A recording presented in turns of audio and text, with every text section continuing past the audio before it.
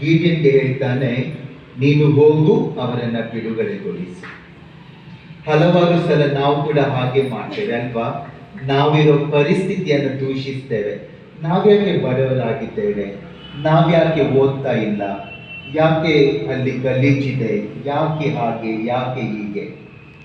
ಆದ್ರೆ ನಾವು ಯಾರು ಕೂಡ ಮುಂದೆ ಬಂದು ಕೆಲಸವನ್ನ ಮಾಡಲು ಹಿಂಜರಿದ್ದೇವೆ. ಇಂದಿನ ಮೊದಲನೇ ವಾಚನ ನಮಗೆ ಹೇಳುವುದಿಷ್ಟೇ, ನಮ್ಮ ಪರಿಸ್ಥಿತಿಯನ್ನ ದೂಷಿಸುವುದಕ್ಕಿಂತ ಏನಾದರೂ ಮಾಡಿದ್ರೆ ಮುಖ್ಯ. ನಮಗೆ ಯಾಕೆ ಓದಿಲ್ಲ ಅನ್ನೋ ಬದಲು ನಾವು ಓದಿದ್ರೆ ಮುಖ್ಯ. ನಾವು ಯಾಕೆ ಇನ್ನು ಬಡವರಾಗಿದ್ದೇವೆ ಅಂತ ಪ್ರಶ್ನಿಸುವುದಕ್ಕಿಂತ ಕಷ್ಟಪಟ್ಟು ದುಡಿದು ಮೇಲೆ ಬರುವುದು ಮುಖ್ಯ. ನಾವು ಯಾಕೆ ಹೀಗಿದ್ದೇವೆ ಅಂತ ಹೇಳುವುದಕ್ಕಿಂತ ಜೀವನದಲ್ಲಿ ಮೇಲೆ ಬರಲಿಕ್ಕೆ ಪ್ರಯತ್ನ ಪಡುವುದು ನಮ್ಮ ಇಚ್ಛೆಯಾಗಿರಬೇಕು. ಇಂದಿನ ಶುಭ ಸಂದೇಶದಲ್ಲಿ ಯೇಸು ಸ್ವಾಮಿ ಹೇಳ್ತಾರೆ, ಒಬ್ಬ ಶ್ರೀಮಂತನಿಗೆ ಸ್ವರ್ಗ ಸಾಮ್ರಾಜ್ಯವನ್ನು ಪ್ರವೇಶಿಸುವುದು ತುಂಬಾ ಕಷ್ಟ. ಯಾಕೆ? ಹಾಗಾದ್ರೆ ಬಡವರಿಗೆ ಹೋಗ್ಲಿಕ್ಕೆ ಸುಲಭನ? ಶ್ರೀಮಂತರಿಗೆ ಕಷ್ಟ ಆದ್ರೆ ಬಡವರಿಗೆ ಸಾಮ್ರಾಜ್ಯಕ್ಕೆ ಹೋಗುವುದು ಸುಲಭನ? ಹಾಗಾದ್ರೆ ಶ್ರೀಮಂತಿಕೆ ತಪ್ಪ, ಹಣ ಗಳಿಸುವುದು ತಪ್ಪ? ಏನ್ ಹೇಳ್ತೀರಾ? ಶ್ರೀಮಂತರಾಗಬಾರ್ದ?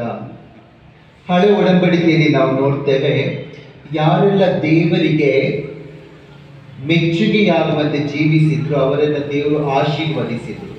ಅವರಿಗೆ ಹಣ, ಅಂತಸ್ತು ಎಲ್ಲ ಇತ್ತು. ಹಾಗೆ ಹಣ, ಅಂತಸ್ತು, ಶ್ರೀಮಂತಿಕೆ ತಪ್ಪಲ್ಲ, ಅದು ಬೇಕು. ಆದ್ರೆ ಶ್ರೀಮಂತಿಕೆಯನ್ನ ತನ್ನದೇ ಅಂತ ಬಳಸುವುದು, ದುಡ್ಡನ್ನ ತನಗಾಗಿ ಅಂತ ಇಡುವುದು, ಇತರರಲ್ಲಿ ಹಂಚಿಕೊಳ್ಳದೆ ಇರುವುದು, ಅದು ತಪ್ಪು. ನಾವು 3 ಉದಾಹರಣೆಗಳನ್ನ ನೋಡೋಣ. ಮೊದಲನೇದಾಗಿ ಶುಭ ಸಂದೇಶದಲ್ಲಿ ಒಬ್ಬ ಶ್ರೀಮಂತ ಮನುಷ್ಯ ಮತ್ತೆ ಲಾಜರ್ ಬಗ್ಗೆ ಕೇಳ್ತೇವೆ ಅಲ್ವಾ? ಲಾಜರ್ ಆ ಶ್ರೀಮಂತನ ಮನೆಯ ಬಾಗಿಲಲ್ಲಿ ಭಿಕ್ಷೆ ಬೇಡ್ತಿದ್ದ. ಆದ್ರೆ ಶ್ರೀಮಂತ ಬಡವನಿಗೆ ಏನೂ ಕೊಡ್ಲಿಲ್ಲ. ಇಬ್ರು ಸಾವನ್ನಪ್ಪಿದ್ರು. ಯಾರು ಸ್ವರ್ಗಕ್ಕೆ ಹೋದ್ರು? ಲಾಜರ್, ಆ ಬಡ ಮನುಷ್ಯ ಸ್ವರ್ಗಕ್ಕೆ ಹೋದ, ಆದ್ರೆ ಆ ಶ್ರೀಮಂತ ನರಕಕ್ಕೆ ಹೋದ. ಈ ಕಥೆಯಲ್ಲಿ ನಮಗೆ ಗೊತ್ತಾಗುವುದೇನು? ಆ ಶ್ರೀಮಂತ ಮನುಷ್ಯ ಕುರುಡನಾದ.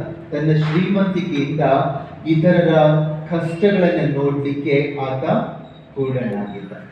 ತನ್ನ ಹಣವನ್ನ ಇತರರ ಕಷ್ಟದಲ್ಲಿ ಅವನು ಕೊಡ್ಲಿಕ್ಕೆ ಮುಂದಾಗಲಿಲ್ಲ. ಅದಕ್ಕೋಸ್ಕರ ಇತರರ ಅಗತ್ಯಗಳಿಗೆ ನಾವು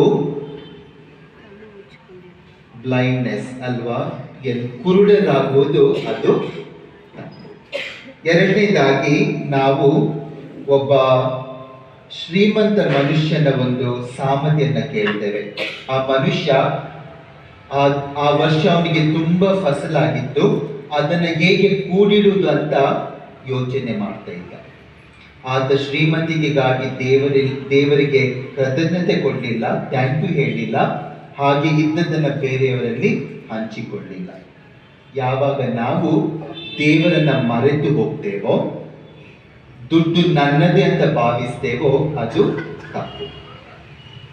ಮೂರನೇದಾಗಿ ನಿನ್ನೆ ಕೇಳಿದ ಆ ಒಂದು ವಾಚನ, ದ ರಿಚ್ ಯಂಗ್ ಮ್ಯಾನ್, ಶ್ರೀಮಂತ ಯುವಕ.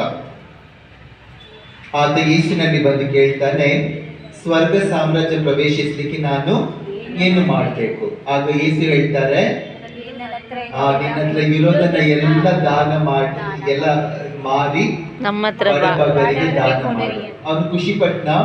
ಇಲ್ಲ. ಚಪ್ಪೆ ಆಗಿ ಆತ ಹೋಗ್ಬಿಟ್ಟ. ಇಲ್ಲಿ ಶ್ರೀಮಂತಿಕೆ ತಪ್ಪಲ್ಲ, ಆದ್ರೆ ಯಾವಾಗ ನಾವು ಶ್ರೀಮಂತಿಕೆಗೆ ಹೆಚ್ಚು ಬೆಲೆ ಕೊಡ್ತೇವೆ, ಅದು ತಪ್ಪು. ಇಂದಿನ ವಾಚನದಲ್ಲಿ ಯೇಸು ಸ್ವಾಮಿ ಹೇಳುವುದು ಇಷ್ಟೇ, ಶ್ರೀಮಂತಿಕೆ ತಪ್ಪಲ್ಲ, ನಾವು ಯಾವಾಗ ನಮ್ಮ ಹಣವನ್ನ, ಅಂತಸ್ತನ್ನ ಇತರರಲ್ಲಿ ಹಂಚಿ ಜೀವಿಸ್ತೇವೋ ಆಗ ಸ್ವರ್ಗ ಸಾಮ್ರಾಜ್ಯಕ್ಕೆ ಹೋಗ್ತೇವೆ. ಯಾವಾಗ ನಾವು ಹಣ, ಅಂತಸ್ತನ್ನ ಬಿಟ್ಟು ಮನುಷ್ಯತ್ವ, ದೇವರಿಗೆ ಬೆಲೆ ಕೊಡ್ತೇವೋ ಆಗ ಸ್ವರ್ಗ ಸಾಮ್ರಾಜ್ಯಕ್ಕೆ ಹೋಗಿ ಸೇರ್ಲಿಕ್ಕೆ ಸಾಧ್ಯ. ಯಾವಾಗ ನಮ್ಮಲ್ಲಿ ಶ್ರೀಮಂತಿಕೆ ಇದೆ, ಬೇರೆಯವರ ಕಷ್ಟಗಳನ್ನು ನಾವು ನೋಡಿ ಅವರ ಕಷ್ಟದಲ್ಲಿ ಭಾಗಿಯಾಗ್ತೇವೋ ಆಗ ಸ್ವರ್ಗ ಸಾಮ್ರಾಜ್ಯ ನಮ್ಮದು. ಪ್ರಿಯರೇ, ಇವತ್ತು ನಾವು ಸಂತ ಅಂತೋಣಿ ಅವರಿಗೆ ನಮನ ನೀಡಲಿಕ್ಕೆ ಬಂದಿದ್ದೇವೆ. ದೇವರಿಗೆ ಕೃತಜ್ಞತೆ ಹೇಳೋಣ. ನಾವು ನಮ್ಮ ಪರಿಸ್ಥಿತಿಯನ್ನು ಸುಧಾರಿಸಿ ನಾವು ಜೀವನದಲ್ಲಿ ಮುಂದೆ ಬಂದು ಬಡ ಬಗ್ಗರಿಗೆ, ಕಷ್ಟದಲ್ಲಿರುವವರಿಗೆ ನೆರವಾಗಲಿಕ್ಕೆ ದೇವರು ಒಳ್ಳೆ ಮನಸ್ಸನ್ನು ನೀಡಲಿ ಅಂತ ಪ್ರಾರ್ಥಿಸೋಣ.